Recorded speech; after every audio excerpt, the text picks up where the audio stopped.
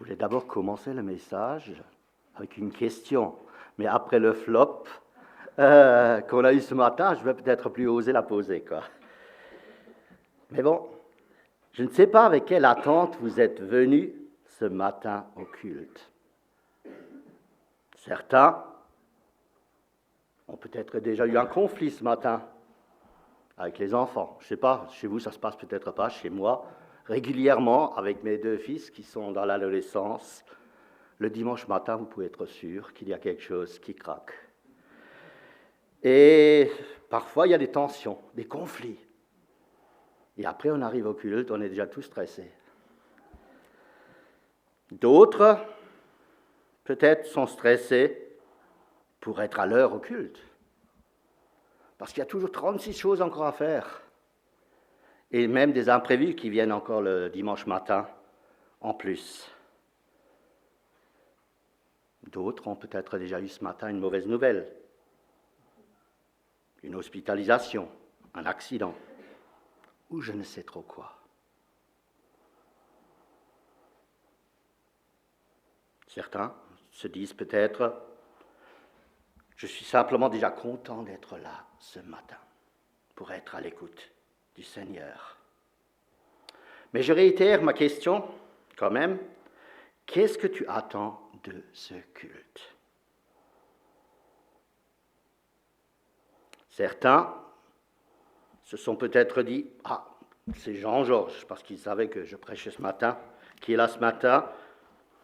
J'espère qu'il ne sera pas trop long, parce que parfois, il aime bien parler. Et j'ai un poulet au four, et j'espère le retrouver doré, et pas forcément noir. D'autres se sont peut-être dit, ah, c'est Jean-Georges, ce matin, qu'est-ce qu'il va bien nous raconter? Un troisième groupe est peut-être un peu plus spirituel, j'en sais rien, hein. Je ne vous connais pas tous individuellement. Ils se sont peut-être dit, je veux que Dieu me parle ce matin. Je veux que Dieu me parle ce matin. Waouh! Alors là, vous êtes proche de décoller, hein. C'est très spirituel, mais ça ne suffit pas. Dieu, veut que tu recouvres la vue et que tu marches à sa suite. Beaucoup veulent peut-être ce matin entendre Dieu leur parler, mais sommes-nous également prêts à faire sa volonté? Quand c'est quelque chose de facile, de bien, on dit facilement oui. Mais quand il nous demande quelque chose qui est difficile, c'est beaucoup plus difficile de répondre oui. Ces derniers temps, j'avais une situation comme ça. J'ai mis 6 mois à oser demander à ma femme quelque chose qui était assez difficile. 6 mois. Alors de temps en temps, j'ai essayé de faire des essais, mais j'étais à chaque fois freine et je me suis dit non, elle n'est pas encore prête. Et il y a la semaine dernière, je lui ai posé quand même cette question. Il a dit, oui, c'est normal. Et moi, pendant 6 mois, je me suis cassé la tête comment j'allais lui dire ça. J'aurais pu être beaucoup plus rapide, n'est-ce pas? Mais parfois, nous sommes bien compliqués. J'ose affirmer que nous passons peut-être à côté de beaucoup de bénédictions, simplement parce que nous ne sommes pas prêts à agir en conséquence.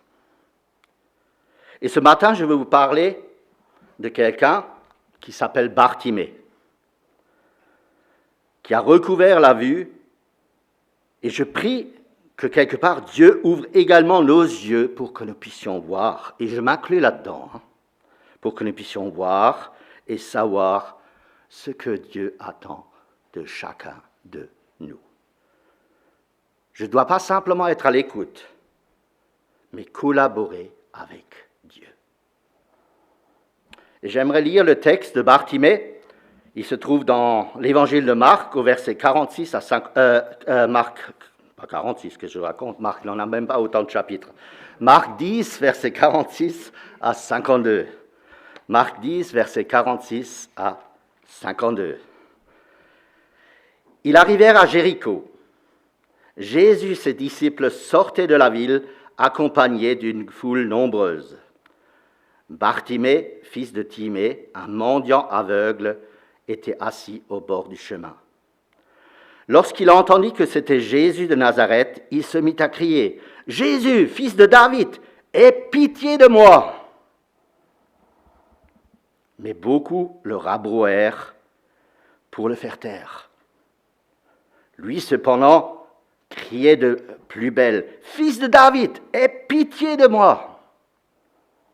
Jésus s'arrêta et dit « Appelez-le !» On appela l'aveugle en lui disant « Courage, lève-toi, il t'appelle !» À ces mots, il jeta son manteau, se leva d'un bond et vint vers Jésus. Jésus lui dit « Que veux-tu que je fasse pour toi ?» « Maître, lui répondit l'aveugle, fais que je puisse voir. » « Va, lui dit Jésus, parce que tu as cru en moi, tu es guéri. » Aussitôt, il recouvra la vue et suivit Jésus sur le chemin.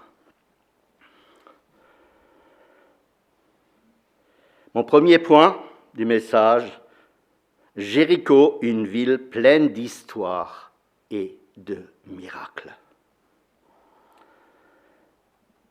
Et ce matin, je veux vous emmener à Jéricho, une ville avec un passé riche. D'ailleurs, je pense que c'est une des villes les plus célèbres et les plus connues de la Bible. Elle existe depuis plus de 10 000 années, cette ville. C'était l'une des villes où Dieu a opéré un miracle. Je pense que la majorité qui ont fait l'école de dimanche savent ce qui s'est passé à Jéricho. Les murs qui se sont écroulés par la puissance et l'obéissance à la prière. Pendant 6 jours, ils ont fait un tour de la ville, autour de la muraille, et le 7e jour, ils ont fait 7 tours, et les murailles, qui avaient quand même 4 mètres d'épaisseur, se sont écroulées. Uniquement par la prière. Alors, il faisait peut-être pas mal de vacarme aussi, tout ce peuple qui contournait, mais ce n'est pas le bruit qui les a fait tomber. C'est l'obéissance et la prière qui a fait tomber ces murs. Mais par la suite, ce Jéricho a aussi vécu tous les hauts et tous les bas du peuple d'Israël. Il y résidait une école de prophètes du temps d'Élie et d'Élisée, qui est cité dans 2 Rois 2, versets 4 et suivants. C'était également le lieu où les Babyloniens ont arrêté Sédéchias, dans 2 Rois 25. Et après l'exil, Jéricho a été rebâti parce qu'ils avaient entièrement détruit Jéricho et habité, d'après Esdras 2, verset 3, à nouveau.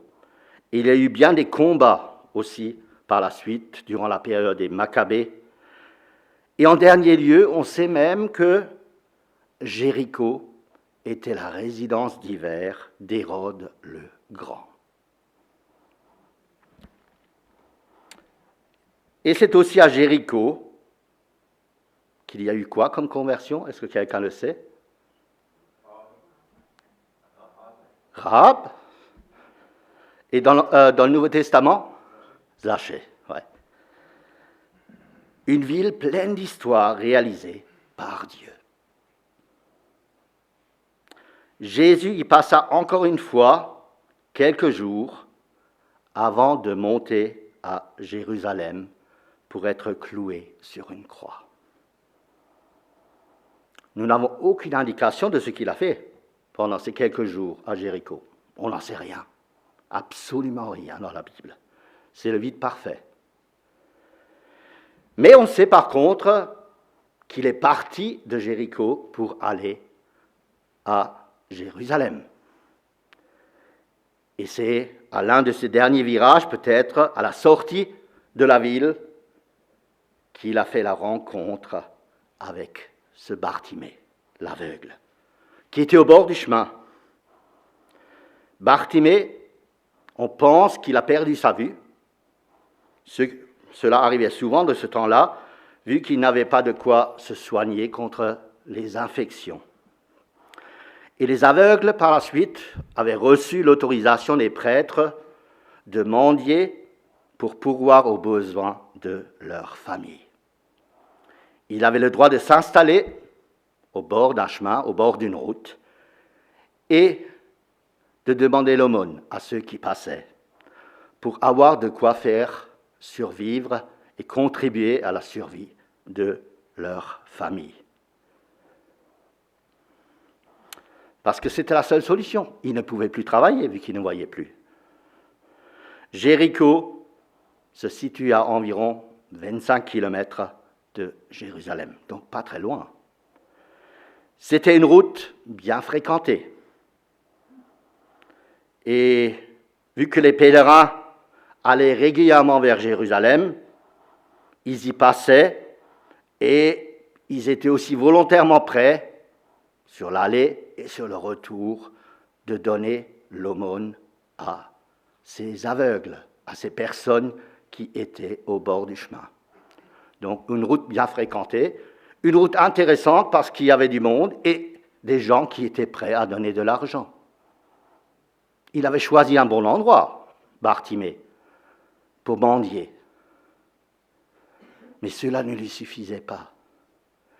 Il ne se satisfaisait pas simplement de recevoir de quoi survivre. Il avait envie de vivre. De vivre et de rencontrer aussi le Seigneur.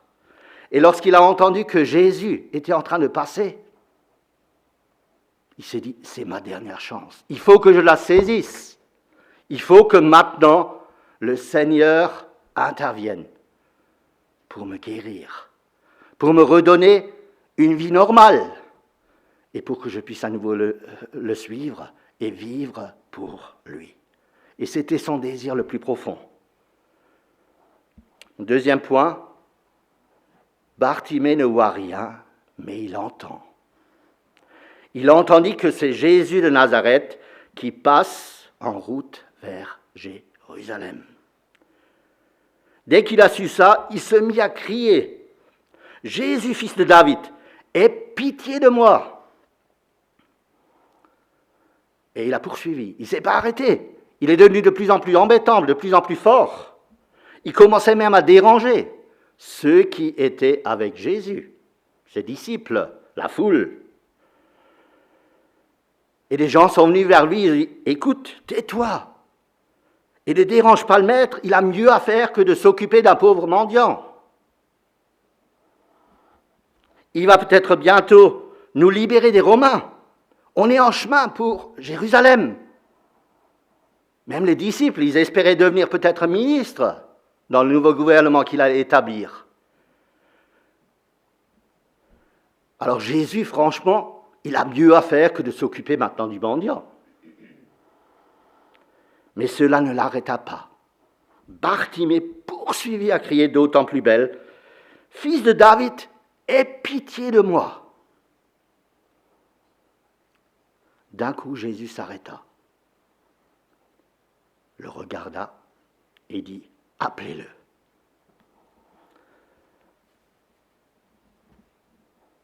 Il devait aussi y avoir un grand moment de blanc là. Un grand vide, un grand silence. Qu'est-ce qui allait arriver? Personne n'est trop insignifiant aux yeux de Jésus. Même ce Bartimée aveugle a de la valeur aux yeux de Jésus.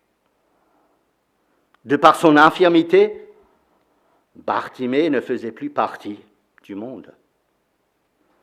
Il était exclu parce qu'il était différent.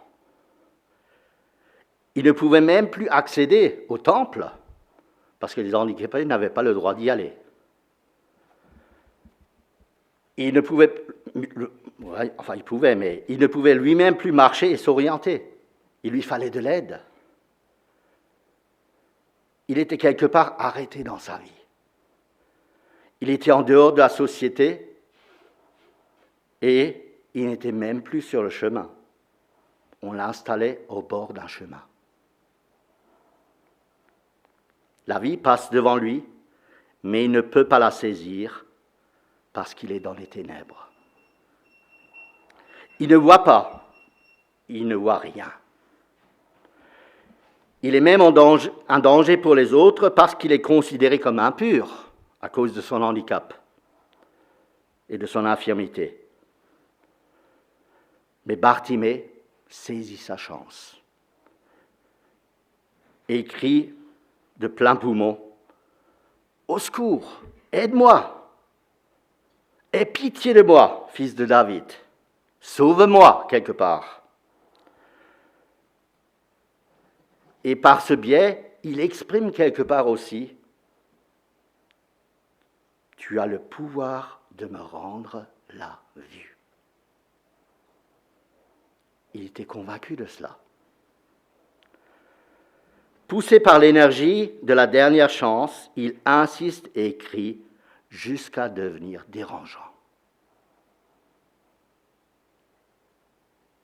Nous avons le droit de déranger Dieu, de déranger Jésus. Il est à notre écoute encore aujourd'hui. Il veut nous aider.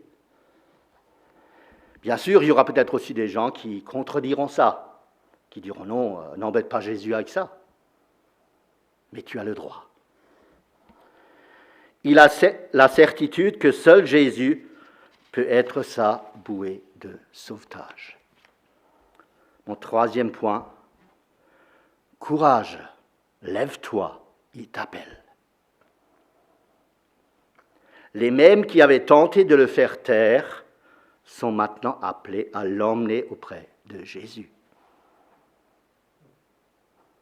Ceux qui avant disaient « tais-toi », maintenant doivent ramener Bartimée aux pieds de Jésus. Le silence était installé. Qu'est-ce que Jésus veut faire avec ce mendiant? C'était peut-être la question que beaucoup se posaient maintenant. Pourquoi s'occupe-t-il de lui? C'est quelqu'un de totalement insignifiant. Mais aux yeux de Jésus, personne n'est insignifiant. Même le plus petit a de la valeur à ses yeux.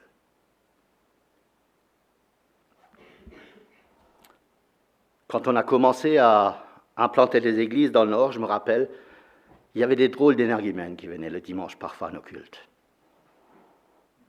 Et si on aurait dû les choisir, je crois que je n'aurais choisi aucun d'entre eux. Et parfois je me disais, mais Seigneur, mais pourquoi tu nous envoies ces gens? Franchement, avec ça, constituer une église, on est mal parti. Hein? On fait du social, on fait un tas de choses, mais est-ce que ça a un sens?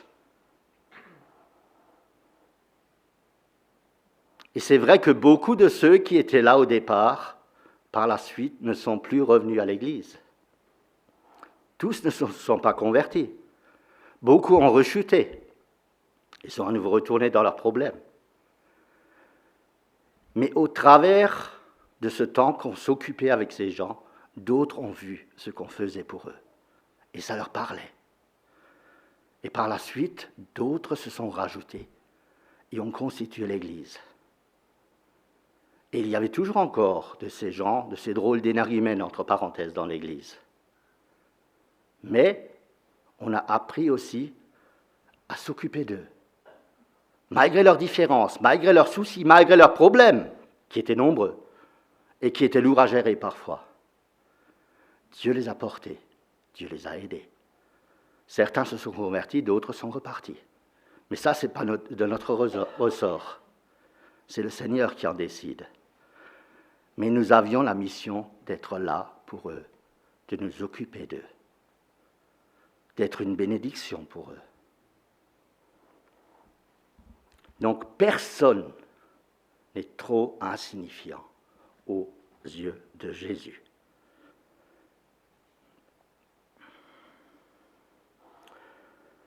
Tous les regards étaient maintenant fixés sur Jésus, sur Bartimée. Que fait-il, Bartimée? Il se lève d'un bond, il jette son manteau et court vers Jésus.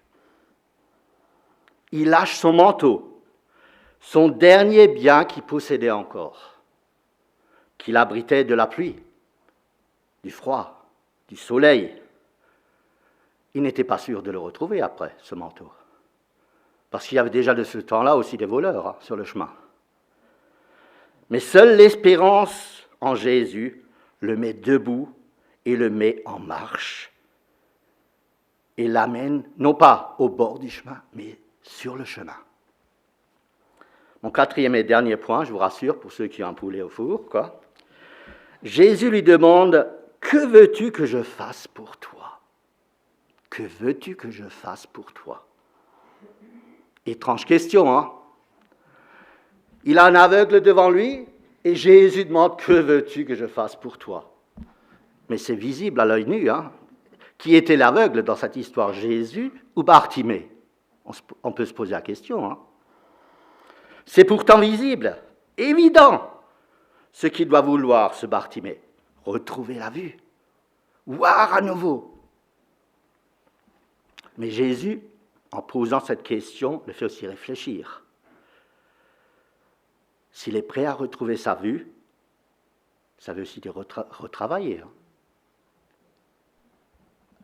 Et aussi à verbaliser son besoin. Je veux ça, je veux retrouver la vue. Parfois, Jésus attend de nous que nous verbalisions aussi nos besoins, même s'il les connaît déjà, parce qu'il sait tout de nous. Même ce que nous voulons lui cacher, il le voit. Pas de chance avec lui. Hein. Avec ma femme, je peux encore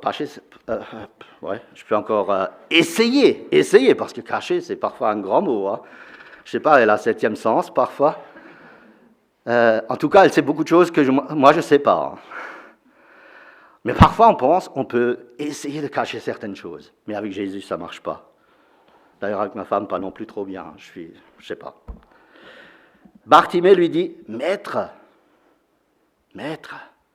désormais, il n'est plus simplement un homme, il n'est plus simplement le fils de David. Il l'appelle Maître, fais que je puisse voir. » Alors, je ne sais pas, imaginez-vous là, il y a ces deux là, Jésus, Bartimée. Bartimée qui demande à Jésus, « Maître, fais que je puisse voir. » La foule qui était autour, bon, alors là, qu'est-ce qui va maintenant arriver? D'autres se sont peut-être dit, purée, il est gonflé ce Bartimée. Demander un truc aussi phénoménal? Mais Bartimée était convaincu, c'était lui qui allait pouvoir lui redonner la vue. Et Bartimée lui dit, « Maître, fais que je puisse voir, que je puisse retrouver la lumière, quelque part aussi réintégrer la société, tant économique que religieuse, et à nouveau travailler, comme monsieur tout le monde. Je ne veux plus être différent, et tu peux m'aider à être à nouveau un monsieur tout le monde. » Devant une telle détermination, Jésus dit, « Va, parce que tu as cru en moi, tu es guéri. » Il n'a pas touché, il n'a pas fait quelque chose d'exceptionnel, il lui a simplement dit, « Parce que tu as cru en moi, tu es guéri. » Et aussitôt, il recouvra la vue, et qu'est-ce qu'il fit? Il suivit Jésus avec la foule à Jérusalem. Et on sait ce qui se passait quelques jours après à Jérusalem. Mais je ne pense pas que lui était de ceux qui criaient après, crucifiez-le. Il était loin de cela. Il était triste pour son maître qu'il clouait sur la croix. Et qu'en est-il de nous? Sommes-nous prêts à jeter le manteau et à entièrement faire confiance à Jésus? Parfois on dit oui, mais dans certaines situations c'est beaucoup plus difficile. Voulons-nous voir Dieu à l'œuvre dans notre vie? Là on dit facilement oui, mais ce n'est pas toujours évident. Hein? Parce que si Dieu agit, il attend aussi quelque chose en retour. Jésus te demande aujourd'hui, es-tu prêt à recouvrir la vue et à entièrement me faire confiance? Grand silence. Pas facile de donner une réponse à cela. Es-tu prêt à marcher à mes côtés sur les bons, mais aussi les moins bons chemins à travers lesquels tu devras passer? Parce que marcher avec Jésus, ce n'est pas tous les jours non plus que le bonheur. Parfois, il y a des chemins difficiles. Et Dieu nous appelle également à lui faire confiance dans ces moments-là.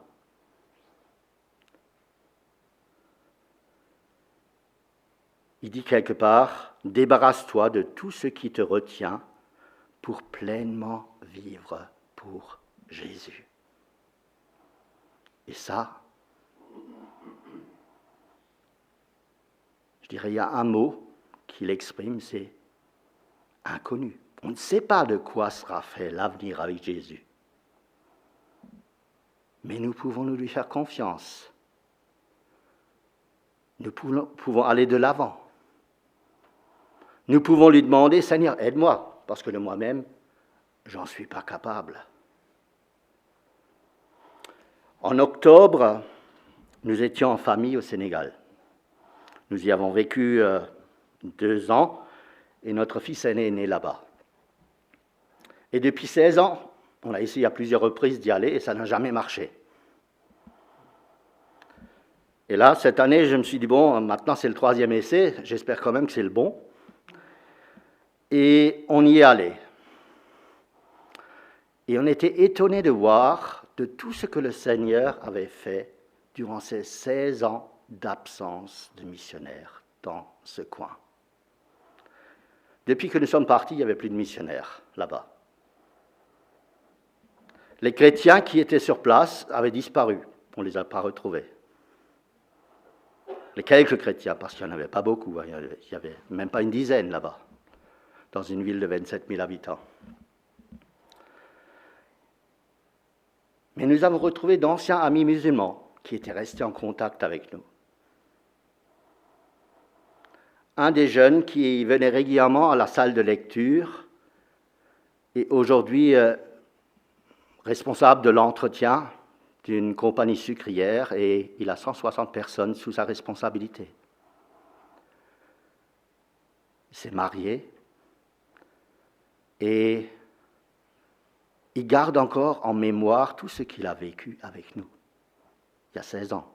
Il nous avait invités, il nous a présenté à sa famille. On a passé une superbe soirée ensemble comme si on ne s'était pas quittés. Et à la fin, il a demandé, priez pour moi. Un musulman, priez pour moi. Et on a pu prier avec eux. On a rencontré notre aide de langue, qui entre-temps est retraité, qui est responsable d'un village à 40 km dans le désert. On a passé une superbe après-midi avec lui.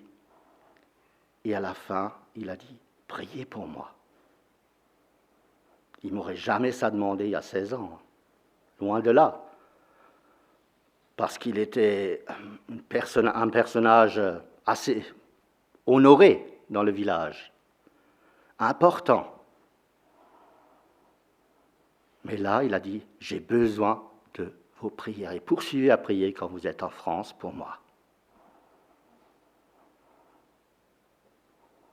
À la fin, nous avons quand même pris quelques jours de congé. On s'est dit, il faut quand même faire aussi avec les jeunes un peu de farniente sur la plage, sinon ils seront totalement KO et puis ils auront l'impression qu'on n'est qu'en train de voyager, parce que les voyages étaient folkloriques en Afrique, malgré qu'il y a eu des progrès. Mais il y a eu toujours des choses qui ne marchaient pas. Il est une fois arrivé un taxi, et puis c'était à 5 places, mais il nous fallait à 7 places pour les bagages. Donc, Variant a voyagé en ayant sa mère pendant 4 heures sur les genoux, quoi. Il n'était pas enthousiaste, mais bon. Il n'y avait pas le choix si vous voulez aller dans le taxi. Hein. Et il y a un tas de trucs comme ça. Heureusement qu'on n'est pas tombé en panne, parce que ça, c'est aussi déjà arrivé. Mais on a vu que le Seigneur est à l'œuvre. Et puis, on est allé là, tranquille, sur la plage. Moi, j'étais allongé, ma femme était en train de bouquiner. Et il y a une marchande de bijoux qui arrive et qui veut nous vendre quelque chose. Moi, je n'étais pas enthousiaste du tout. Hein. J'ai poursuivi simplement à rester allongé comme un phoque sur la plage. Et ma femme a commencé quand même par politesse un peu à discuter avec elle. Puis à un moment donné, elle dit « Eh, mais vous êtes des chrétiens !»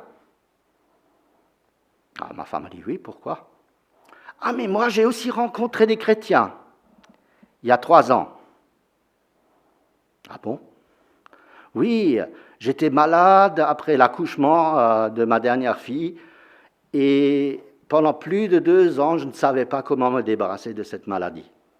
Et j'ai rencontré une femme sur la plage, comme vous aussi, et elle m'a proposé de prier pour elle. Elle m'a emmené à son église, et ils ont prié pour moi. Je suis rentré, elle habitait dans le nord, là où on travaillait, dans les environs, à 450 km. Et en étant arrivée là-bas, elle s'est aperçue qu'elle était guérie. Et elle a dit, mais purée, je ne peux pas rester là. Jésus m'a guéri. Je dois retourner à cette église et témoigner de ce que Jésus a fait. Elle a refait 450 km vers le sud. Elle est allée à l'église simplement pour témoigner. Et elle est retournée à nouveau dans le nord. Et elle a dit, vous savez, j'habite dans un village, ils sont tous musulmans. Je ne peux pas clairement dire que je suis chrétien. Je dois même pratiquer 5 fois par jour la prière musulmane. Mais je raconte à tous ce que Jésus a fait pour moi. Et elle témoignait. Et à la fin, elle nous a demandé, priez pour moi, pour que je sois encore plus courageuse dans ce que je veux témoigner de Jésus. Moi, j'étais allongé sur la plage. J'avais aucune envie de lui parler. Aucune, mais vraiment pas. Et Dieu nous emmène une personne comme ça. Parfois, on est étonné de ce que Dieu peut faire. Et je vous encourage aussi à poursuivre, à témoigner. Même si vous avez peut-être l'impression que ça ne sert à rien. Dieu agit. Ça prend parfois des années, mais Dieu agit. Et parfois largement au-delà de ce que nous pouvons imaginer. Et Dieu fait encore aujourd'hui des miracles. Ce n'est pas un Dieu du passé, c'est un Dieu qui vit au présent et qui va encore agir aujourd'hui. Il peut guérir, il peut aussi nous aider à surmonter les difficultés que nous pouvons avoir. Il ne guérit pas tous. Lui reste maître de ce qu'il va faire de nos difficultés. Mais prions vraiment que le Seigneur nous aide à marcher fidèlement avec lui, malgré les difficultés qui peuvent parfois être sur notre chemin. Amen. Je te cède à nouveau la parole.